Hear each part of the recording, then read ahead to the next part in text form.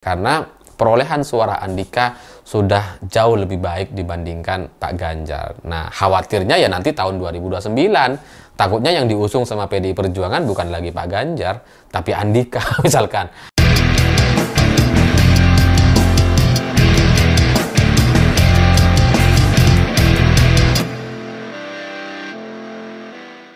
Selamat malam semuanya. Setelah Andika dan Hendy kalah di Pilgub Jawa Tengah, ternyata ini memunculkan reaksi dari beberapa pihak. Dan bagi saya, ini sangat unik sekali karena nggak biasa.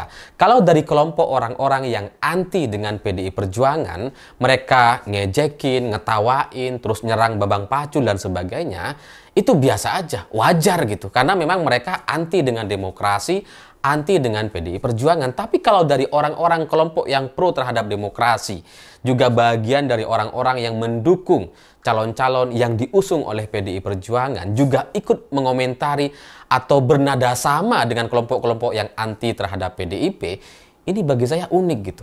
Karena belakangan muncul suara-suara yang menyalahkan Bambang Pacul sebagai orang yang bertanggung jawab atas kekalahan Andika dan Hendy di Pilgub Jawa Tengah. Bambang Pacul dianggap nggak bekerja, nggak relevan, terlalu tua, terlalu lama berkuasa.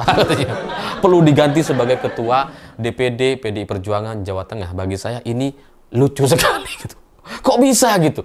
Orang-orang yang pro terhadap calon-calon yang diusung oleh PDI Perjuangan juga ngejekin Bambang Pacul. Ini ada apa gitu? Kok bisa mereka itu pikirannya jadi kayak nggak berfungsi gitu kan? Ya tapi oke lah gitu. Sebenarnya di balik itu semua, di balik layar gitu ya, off the record, sebenarnya ya banyak memang alasan-alasan kenapa mereka menyerang Bambang Pacul. Jadi jauh sebelum Andika dan Hendy dicalonkan sekalipun, mereka ingin agar Bambang Pacul diganti. Jadi bukan karena Andika dan Hendy kalah, enggak gitu. Ini hanya dijadikan satu momentum aja, dijadikan satu alasan aja gitu bahwa wah sekarang mereka bicara Bambang Pacul harus diganti karena kalah dan sebagainya. Tapi karena alasannya tidak bisa saya sampaikan secara vulgar, terbuka di media, mari kita bahas dari sisi skornya saja. Dari sisi alasan-alasan kenapa mereka meminta agar Bambang Pacul diganti. Kalau saya perhatikan dari kelompok orang-orang yang mengkritik Bambang Pacul, ini bagi saya jadi sama seperti penonton atau fans fanatik supporter klub sepak bola yang kemudian kalau tim sepak bolanya itu kalah, mereka minta agar pelatihnya diganti. Nah, ini mirip nih. Ketika Andika dan Hendy kalah, Bambang Pacul yang disuruh ganti gitu. Nah, mirip seperti itu. Yang tiap ada pertandingan kalau kalah minta ganti pelatih. Nah, orang-orang seperti ini biasanya mereka tidak terlalu paham soal pertandingan itu seperti apa. Bahkan kadang mereka juga gak nonton pertandingannya full itu seperti apa, enggak gitu. Mereka cuma nonton highlight-nya aja. Sama seperti orang-orang yang hari ini menuntut agar Bambang Pacul itu diganti. Kayaknya gitu ya, sepengetahuan saya, ya mereka juga nggak terlalu ikut kampanye kok. Tiba-tiba muncul aja gitu kan. Mereka juga nggak terlalu mendukung Pak Andika dan Hendy kok gitu ya, nggak ada kontribusinya juga selama ini. Tapi kemudian ketika kalah ini menuntut agar Bambang Pacul diganti. Karena ya memang orang-orang yang fokus kepada menang dan kalah, fokus kepada skornya, itu nggak peduli dengan proses atau jalannya pertandingan. Kalau orang-orang yang nonton sepak bola itu ya nggak peduli dengan penalti, dengan pelanggaran atau gol yang dianulir dan sebagainya, mereka nggak peduli. Pokoknya kalah gitu kan. Mirip seperti ini. Tapi ya karena kalau mereka berfokus kepada skor saja, kepada menang dan kalahnya saja, ya oke, mari kita bahas dari sisi yang seperti itu. Karena kalau kita melihat kekalahan Andika dan Hendy di Pilkada atau Pilgub Jawa Tengah kali ini, bagi saya itu sudah lebih baik dibandingkan Pilpres 2024 lalu. Karena kalau kita mau bahas soal Jawa Tengah, ini kan harus ada perbandingannya gitu. Jawa Tengah hari ini yang katanya kandang banteng, kemudian dikalahkan oleh Lutfi dan Yasin, itu kan kemudian memunculkan satu euforia, seolah-olah Banteng berhasil dikalahkan, berhasil dibuat nyungsep dan sebagainya. Padahal mereka kayak nggak ngerti gitu. Pilgub atau Pilkada 2024 ini itu kan bukan cuma soal gubernurnya, juga soal kepala-kepala daerah di Jawa Tengah seperti apa. Dan alasan kenapa Jawa Tengah itu disebut sebagai kandang banteng, karena memang di Jawa Tengah ini mayoritas kepala daerahnya itu adalah kader-kader PDI Perjuangan, dari bupati, wali kota. itu mayoritasnya adalah dari PDIP. Dan suara PDI Perjuangan dari hasil Pileg itu memang menjadi partai pemenang di Jawa Tengah dengan perolehan suara sekitar 27,34% atau setara 3,5 juta suara.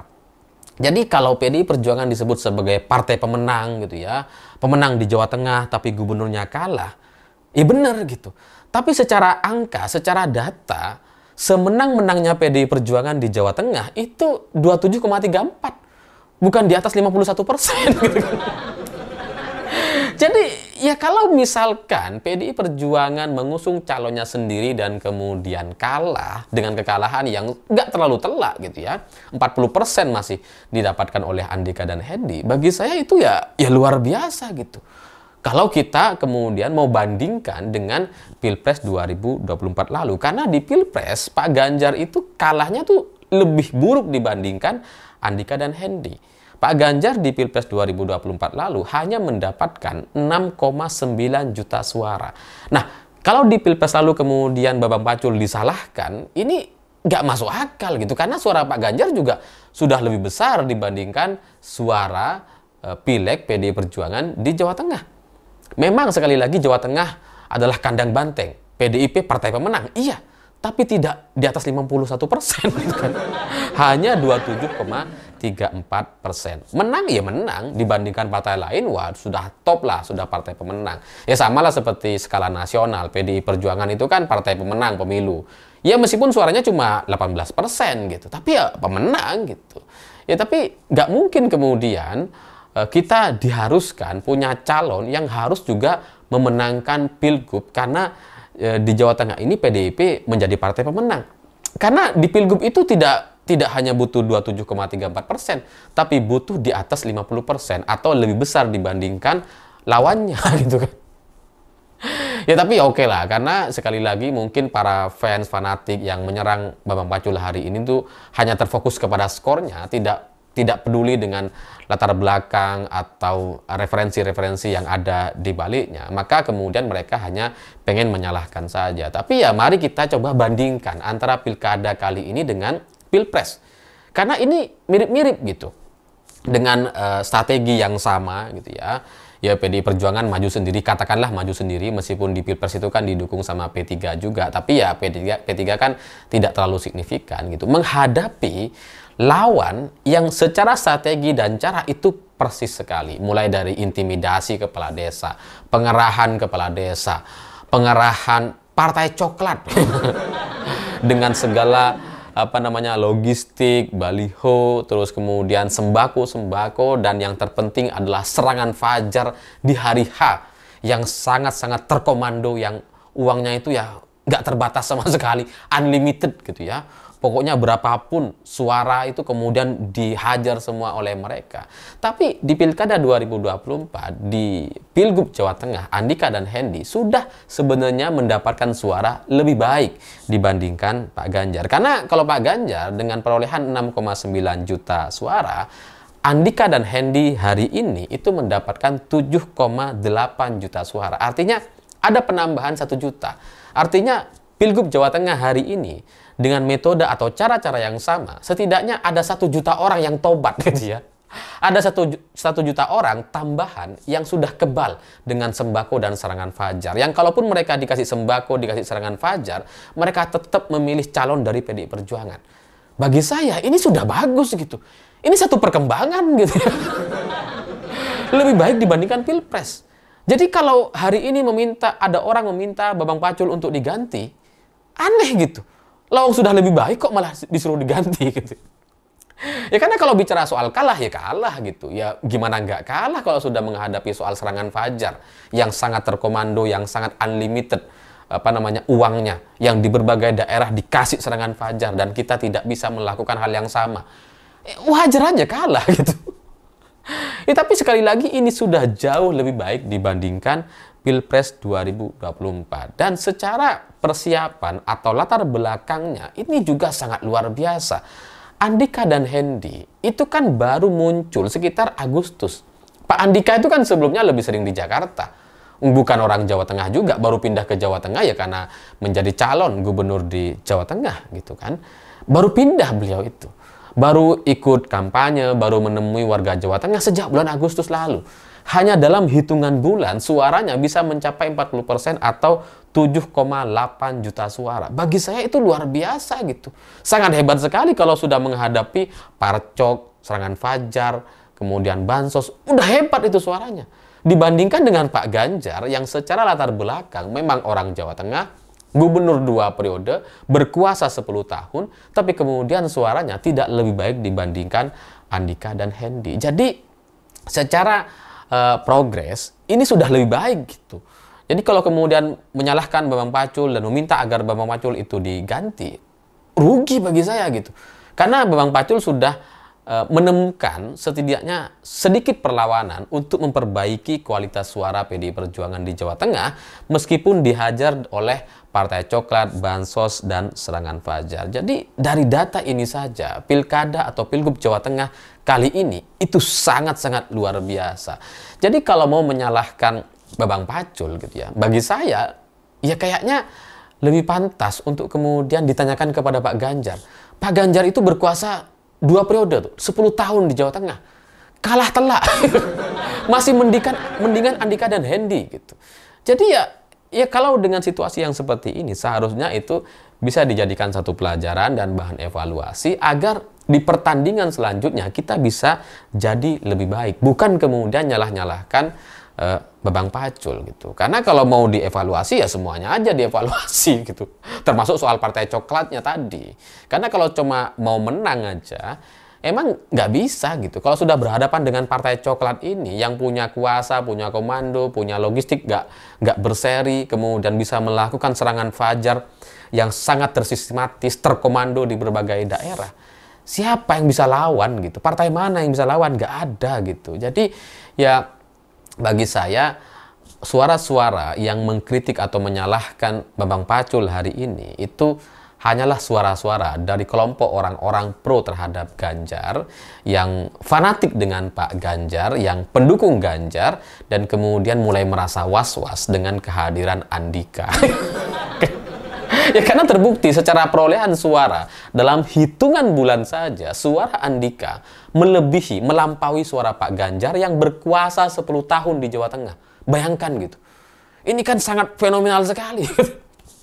Ya tapi kalau bicara soal kalah memang, tapi secara angka ini sangat signifikan. Jadi nampaknya ada beberapa pro Ganjar, relawan-relawan Ganjar yang kemudian khawatir dengan kemunculan Pak Andika karena perolehan suara Andika sudah jauh lebih baik dibandingkan Pak Ganjar. Nah, khawatirnya ya nanti tahun 2029, takutnya yang diusung sama PDI Perjuangan bukan lagi Pak Ganjar, tapi Andika. Misalkan Andika Pramono atau Pramono Andika, kan kita nggak tahu gitu ya.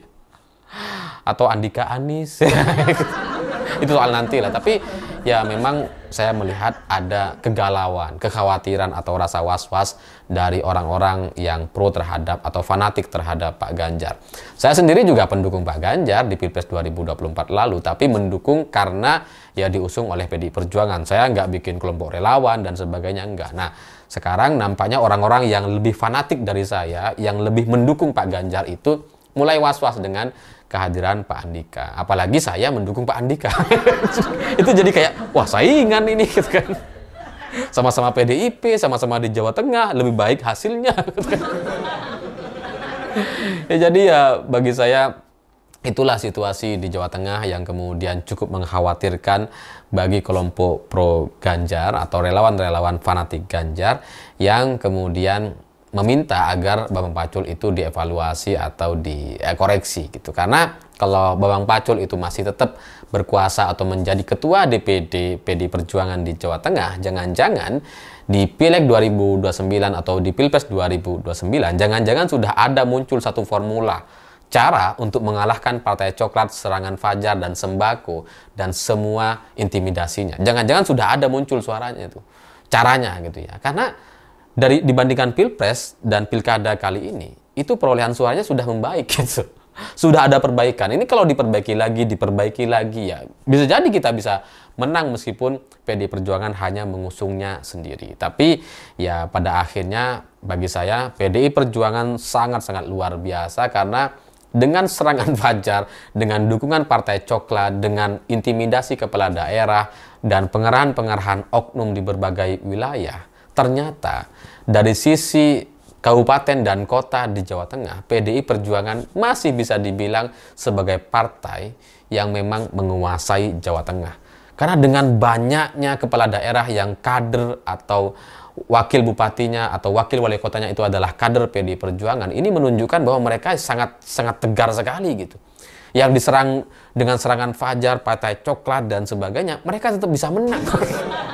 Dan kalaupun kalah seperti Pak Andika dan Hendy, sekalah-kalahnya masih 40%.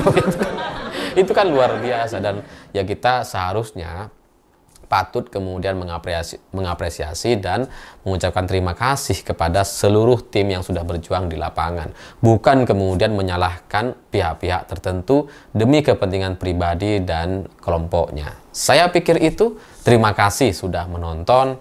Begitulah kura-kura.